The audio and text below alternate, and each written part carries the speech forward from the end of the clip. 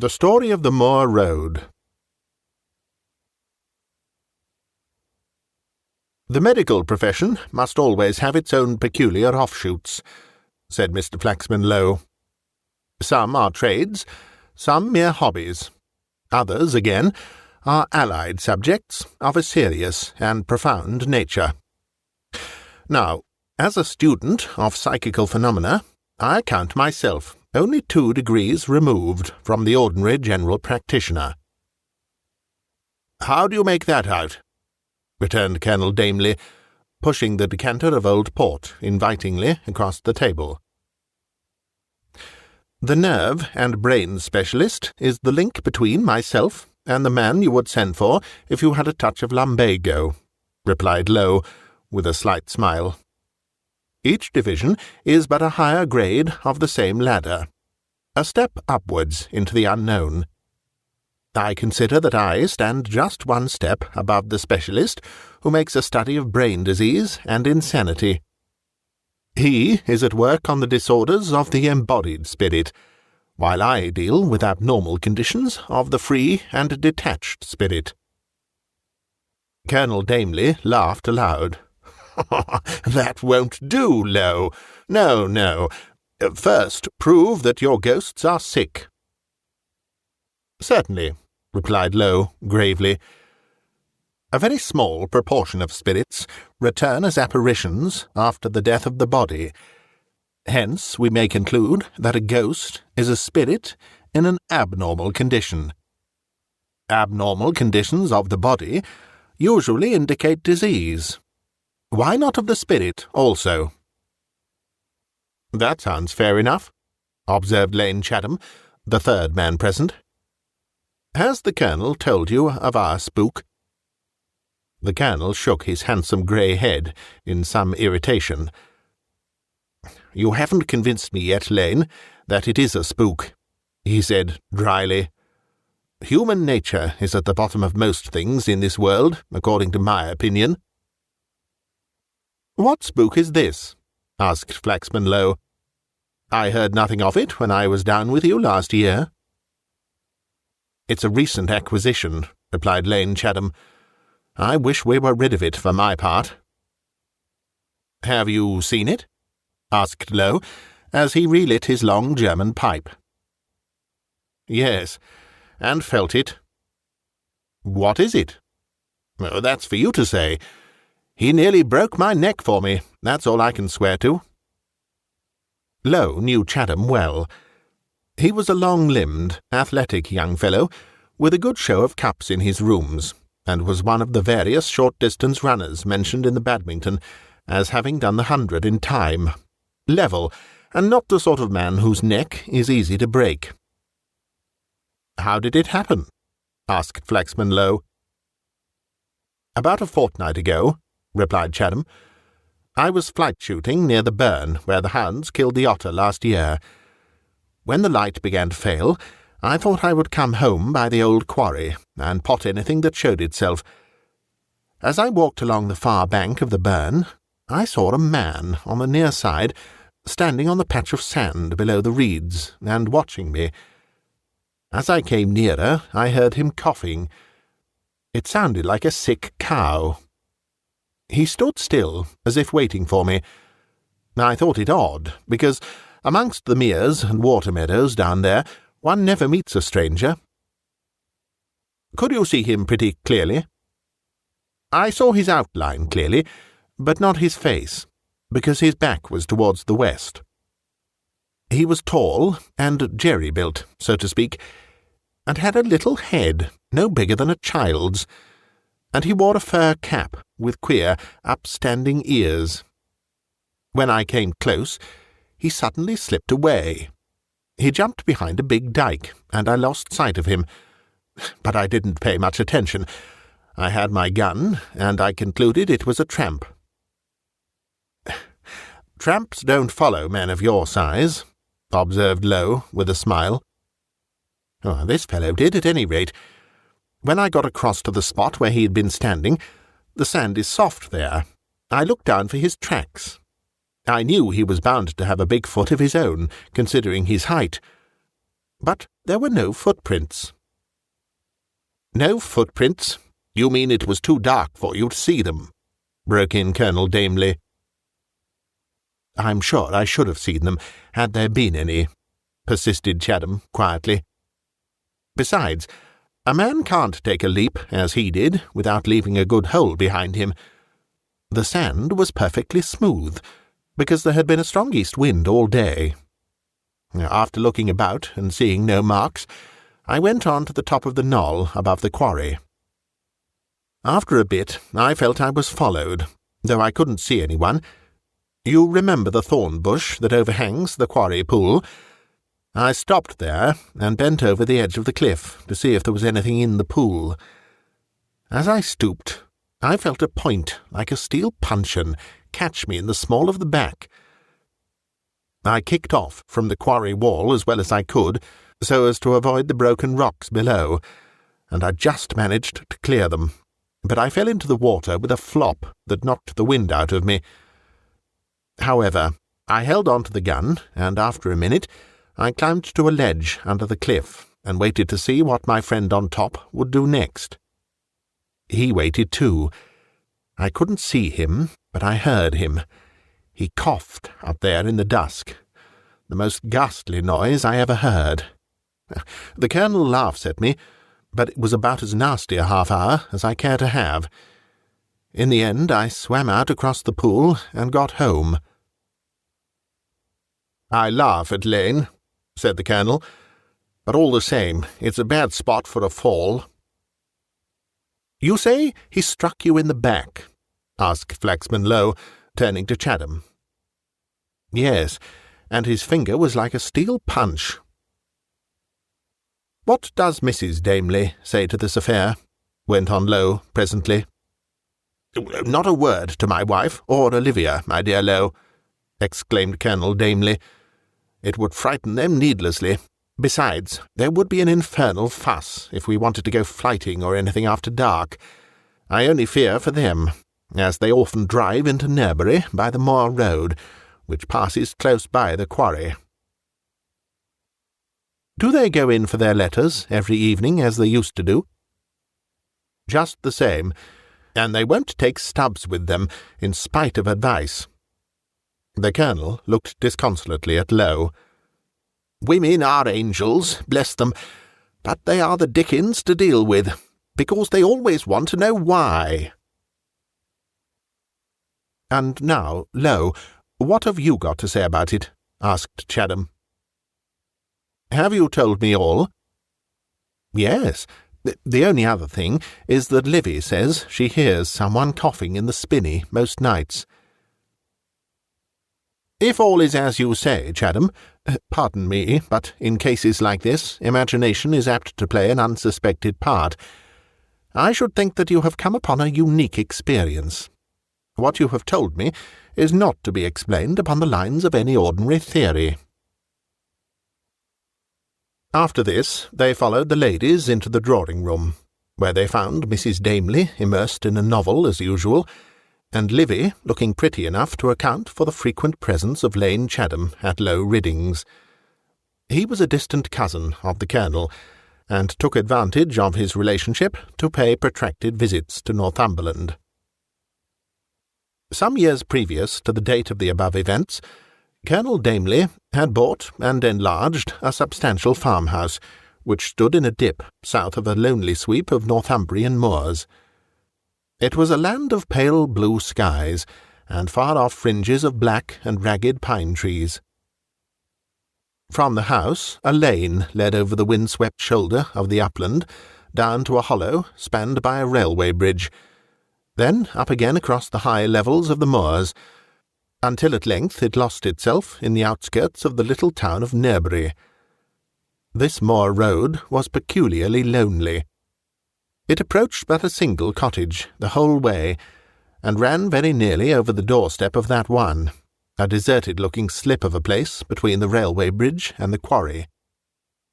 Beyond the quarry stretched acres of marshland, meadows, and reedy meres, all of which had been manipulated with such ability by the Colonel that the duck-shooting on his land was the envy of the neighbourhood. In spite of its loneliness, the Moor road was much frequented by the Dameleys, who preferred it to the high road, which was uninteresting and much longer. Mrs. Dameley and Olivia drove in of an evening to fetch the letters. Being people with nothing on earth to do, they were naturally always in a hurry to get their letters, and they perpetually had parcels waiting for them at the station, which required to be called for at all sorts of hours.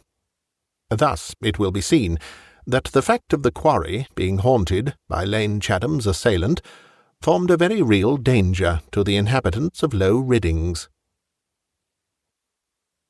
At breakfast next day, Livy said the tramp had been coughing in the spinney half the night. "In what direction?" asked Flaxman Low. Livy pointed to the window which looked onto the gate and the thick boundary hedge, the last still full of crisp, ruddy leaves. "You feel an interest in your tramp, Miss Dameley?" "Of course, poor creature. I wanted to go out and look for him the other night, but they would not allow me." "That was before we knew he was so interesting," said Chatham. "I promise we'll catch him for you next time he comes." And this was, in fact, the programme they tried to carry out. But although the coughing was heard in the spinney, no one even caught a glimpse of any living thing moving or hiding among the trees. The next stage of the affair happened to be an experience of Livy. In some excitement, she told the assembled family at dinner that she had just seen the coughing tramp. Lane Chatham changed colour. "You don't mean to say, Livy, that you went to search for him alone?" he exclaimed half angrily. Flaxman Low and the Colonel wisely went on eating oyster patties without taking any apparent notice of the girl's news. "Why shouldn't I?" asked Livy quickly. "But as it happens, I saw him in Scully's cottage by the quarry this evening." "What?" exclaimed Colonel Dameley. "In Scully's cottage? I'll see to that." "Why? Are you all so prejudiced against my poor tramp?" "On the contrary," replied Flaxman Low. "We all want to know what he's like." "So odd-looking. I was driving home alone from the post when, as I passed the quarry cottage, I heard the cough. You know it is quite unmistakable. I looked up at the window, and there he was. I have never seen anybody in the least like him. His face is ghastly pale and perfectly hairless, and he has such a little head. He stared at me so threateningly that I whipped up Laurelly." "Were you frightened then?" "Not exactly, but he had such a wicked face that I drove away as fast as I could." "I understood that you had arranged to send Stubbs for the letters," said Colonel Dameley, with some annoyance. "Why can't girls say what they mean?" Livy made no reply, and after a pause Chatham put a question. "You must have passed along the Moor road about 7 o'clock." "Yes, it was after 6 when I left the post office," replied Livy. "Why?" "Well, it was quite dark. How did you see the hairless man so plainly? I was round on the marshes all the evening, and I am quite certain there was no light at any time in Scully's cottage." "I don't remember whether there was any light behind him in the room," returned Livy, after a moment's consideration. "I only know that I saw his head and face quite plainly." There was no more to be said on the subject at the time, though the Colonel forbade Livy to run any further risks by going alone on the Moor road. After this, the 3 men paraded the lane, and lay in wait for the hairless tramp or ghost. On the second evening their watch was rewarded, when Chatham came hurriedly into the smoking-room to say that the coughing could at that instant be heard in the hedge by the dining-room. It was still early, although the evening had closed in with clouds, and all outside was dark. "I'll deal with him this time effectually," exclaimed the Colonel. "I'll slip out the back way and lie in the hedge down the road by the field gate. You two must chivvy him out to me, and when he comes along, I'll have him against the skyline and give him a charge of number 4 if he shows fight." The colonel stole down the lane, while the others beat the spinney and hedge. Flaxman Low very much chagrined at being forced to deal with an interesting problem in this rough and ready fashion. However, he saw that on this occasion at least it would be useless to oppose the colonel's notions. When he and Chatham met after beating the hedge, they saw a tall figure shamble away rapidly down the lane towards the colonel's hiding-place. They stood still and waited for developments, but the minutes followed each other in intense stillness. Then they went to find the colonel. "Hello, Colonel. Anything wrong?" asked Chatham on nearing the field gate. The colonel straightened himself with the help of Chatham's arm. "Did you see him?" he whispered. "We thought so. Why did you not fire?" "Because," said the colonel, in a husky voice, "I had no gun." "But you took it with you?" "Yes." Flaxman Low opened the lantern he carried, and as the light swept round in a wide circle, something glinted on the grass. It was the stock of the colonel's gun.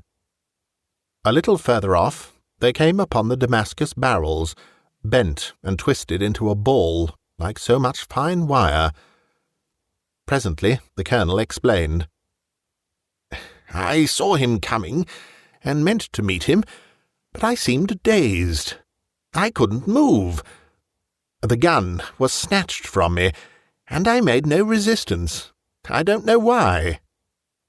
He took the gun barrels and examined them slowly. "I give in, Low. No human hand did that." During dinner, Flaxman Low said abruptly, "I suspect you have lately had an earthquake down here." "How did you know?" asked Livy. "Have you been to the quarry?" Low said he had not. "It was such a poor little earthquake that even the papers did not think it worth while to mention it," went on Livy. "We didn't feel any shock, and, in fact, knew nothing about it until Dr. Perturbed told us." "You had a landslip, though?" went on Low. Livy opened her pretty eyes. "But you know all about it," she said. "Yes, the landslip was just by the old quarry." "I should like to see the place tomorrow," observed Low. Next day, therefore, when the colonel went off to the coverts with a couple of neighbours whom he had invited to join him, Flaxman Low accompanied Chatham to examine the scene of the landslip. From the edge of the upland, looking across the hollow, crowded with reedy pools, they could see, in the torn reddish flank of the opposite slope, the sharp tilt of the broken strata. To the right of this lay the old quarry, and about 100 yards to the left the lonely house and the curving road.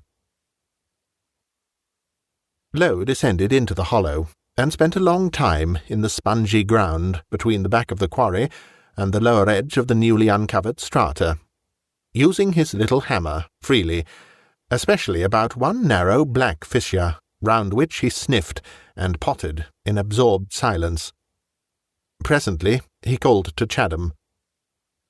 "There has been a slight explosion of gas, a rare gas here," he said. "I hardly hoped to find traces of it, but it is unmistakable." "Very unmistakable," agreed Chatham with a laugh. "You'd have said so had you been here when it happened." "Ah, very satisfactory indeed. And that was a fortnight ago, you say?" "Rather more now. It took place a couple of days before my fall into the quarry pool." "Anyone ill nearby? At that cottage, for instance?" asked Low, as he joined Chatham. "Why? Was that gas poisonous? There's a man in the colonel's employ named Scully in that cottage, who has had pneumonia, But he was on the mend when the landslip occurred. Since then he has grown steadily worse. Is there anyone with him? Yes, the Damelys sent for a woman to look after him. Scully's a very decent man. I often go in to see him. And so does the hairless man, apparently, added Low. No, that's the queer part of it. Neither he nor the woman in charge have ever seen such a person as Livy described. I don't know what to think. The first thing to be done is to get the man away from here at once, said Low decidedly. Let's go in and see him. They found Scully low and drowsy. The nurse shook her head at the two visitors in a despondent way. He grows weaker day by day, she said. Get him away from here at once, repeated Low as they went out. We might have him up at Low Riddings, but he seems almost too weak to be moved, replied Chatham doubtfully. My dear fellow, it's his only chance of life. The Damelys made arrangements for the reception of Scully, provided Dr. Thompson of Nurbury gave his consent to the removal. In the afternoon, therefore, Chatham bicycled into Nurbury to see the doctor on the subject. If I were you, Chatham, said Low before he started, I'd be back by daylight. Unfortunately, Dr. Thompson was on his rounds, and did not return until after dark, by which time it was too late to remove Scully that evening. After leaving the doctor's house, Chatham went to the station to inquire about a box from Mudie's. The books having arrived, he took out a couple of volumes for Mrs. Damelys' present consumption, and was strapping them on in front of his bicycle, when it struck him that unless he went home by the Moor road, he would be late for dinner. Accordingly, he branched off into the bare track which led over the moors.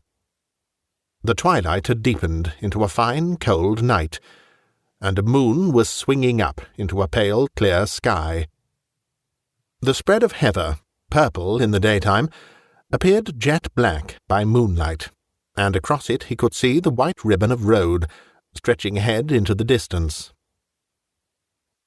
The scents of the night were fresh in his nostrils, as he ran easily along the level, with the breeze behind him. He soon reached the incline past Scully's cottage. Well away to the left lay the quarry pool, like a blotch of ink under its shadowing cliff. There was no light in the cottage, and it seemed even more deserted-looking than usual. As Chatham flashed under the bridge, he heard a cough, and glanced back over his shoulder. A tall, loose-jointed form he had seen once before was rearing itself up upon the railway bridge. There was something curiously unhuman about the lank outlines and the cant of the small head with its prick-eared cap showing out so clearly against the lighter sky behind. When Chatham looked again, he saw the thing on the bridge fling up its long arms and leap down onto the road, some 30 feet below. Then Chatham rode. He began to think he had been a fool to come, and he counted that he was a good mile from home. At first he fancied he heard footfalls, then he fancied there were none. The hard road flew under him. All thoughts of economizing his strength were lost. His single aim was to make the pace. Suddenly, his bicycle jerked violently, and he was shot over into the road. As he fell, he turned his head, and was conscious of a little bleached, bestial face, wet with fury, not 10 yards behind. He sprang to his feet, and ran up the road as he had never run before. He ran wonderfully, but he might as well have tried to race a cheetah. It was not a question of speed. The game was in the hands of this thing with the limbs of a starved Hercules, whose bony knees seemed to leap into its ghastly face at every stride. Chatham topped the slope with a sickening sense of his own powerlessness. Already he saw low riddings in the distance, and a dim light came creeping along the road towards him. Another frantic spurt, and he had almost reached the light, when a hand closed like a vice on his shoulder, and seemed to fasten on the flesh. He rushed blindly on towards the house. He saw the door-handle gleam, and in another second he had pitched head foremost onto the knotted matting in the hall. When he recovered his senses, his first question was, "Where is Low?" "Didn't you meet him?" asked Livy.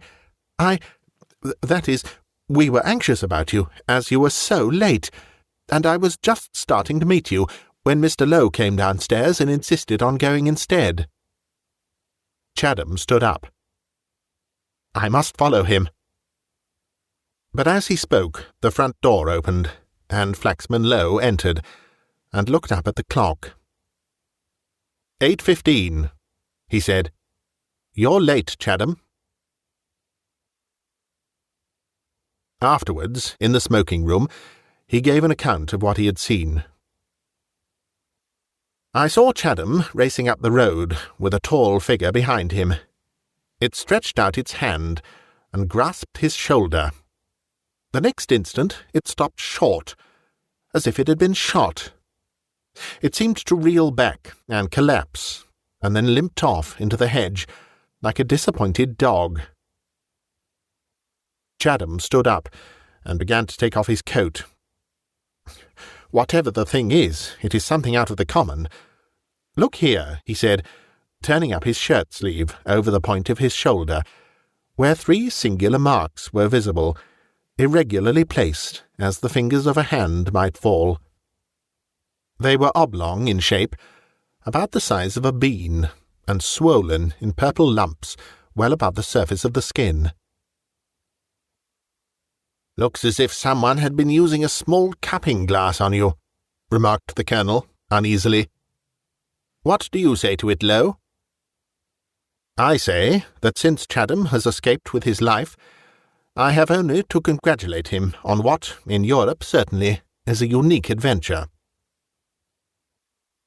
The Colonel threw his cigar into the fire. "Such adventures are too dangerous for my taste," he said. "This creature has on 2 occasions murderously attacked Lane Chatham, and it would, no doubt, have attacked Livy if it had had the chance. We must leave this place at once, or we shall be murdered in our beds." "I don't think, Colonel, that you will be troubled with this mysterious visitant again," replied Flaxman Low. "Why not? Who or what is this horrible thing?" "I believe it to be an elemental earth spirit," returned Low. "No other solution fits the facts of the case." "What is an elemental?" resumed the Colonel, irritably.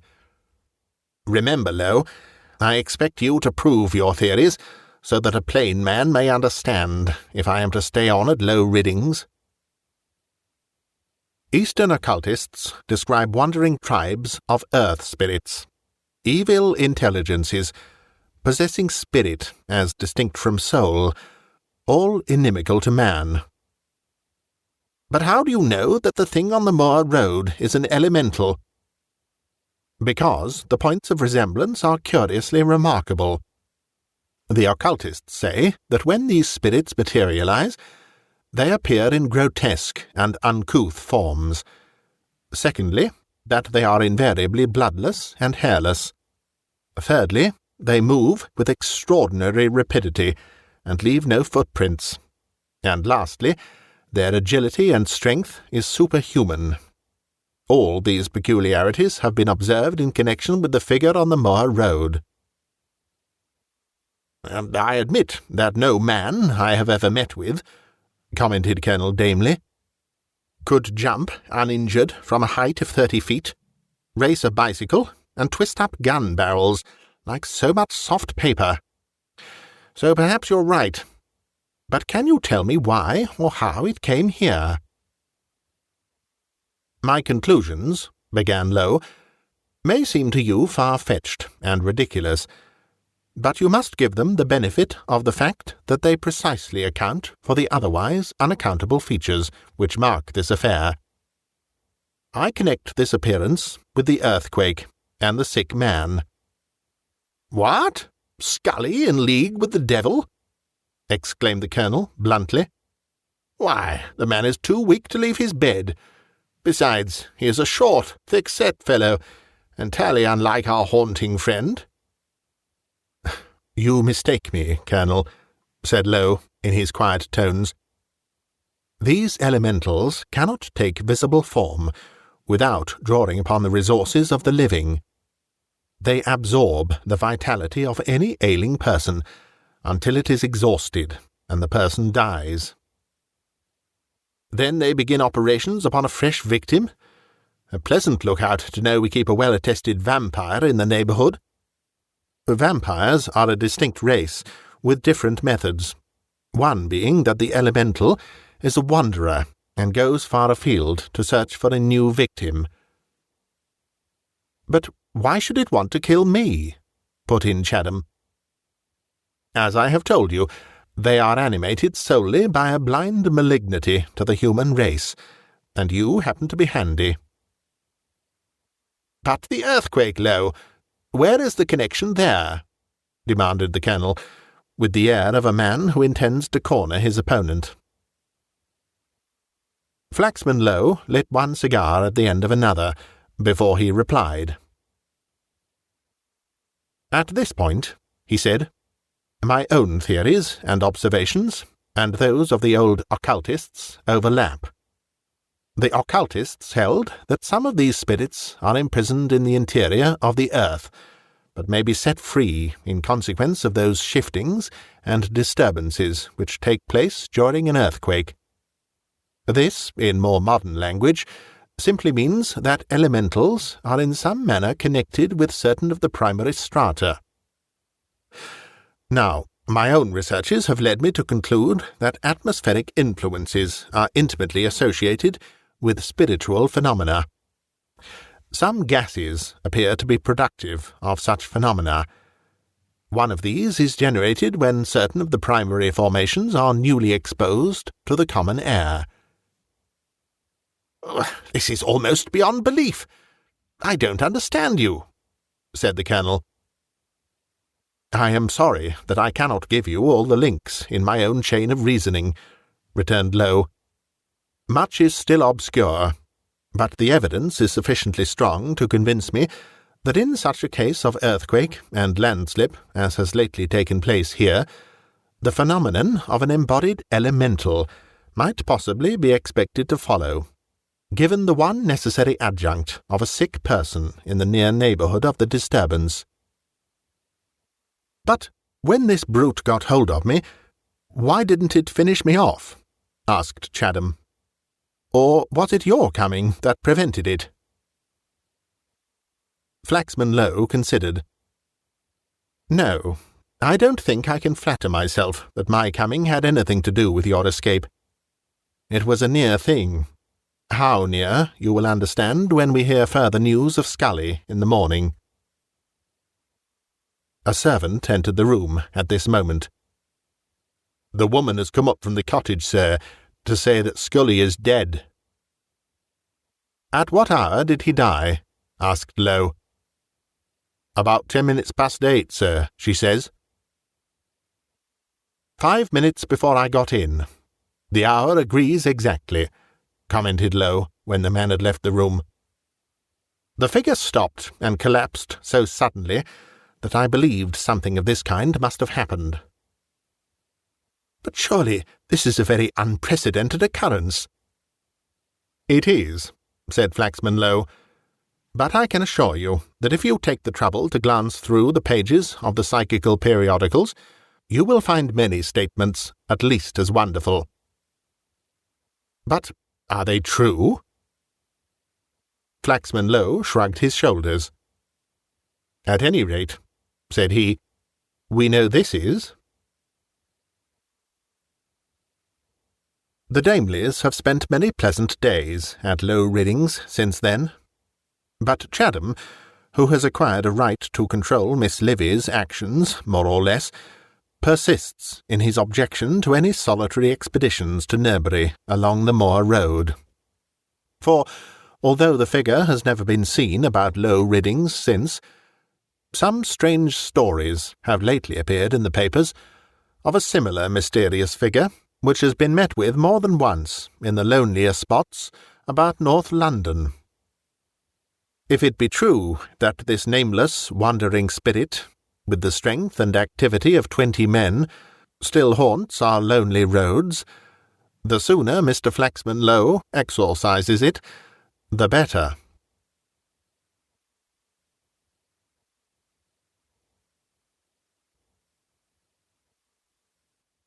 You've been listening to a bite-sized audiobook, read by Simon Stanhope. If you enjoyed it, do take a look at the channel playlists, with links to more than 100 mystery, detective and ghost stories. And please do click like, leave a comment, and subscribe for future uploads. If you'd like to help support the channel further, you could buy me a coffee or become a channel member, and you can find links to do those things in the video description below. This recording is copyright Bitesized Audio 2022. Thank you for listening.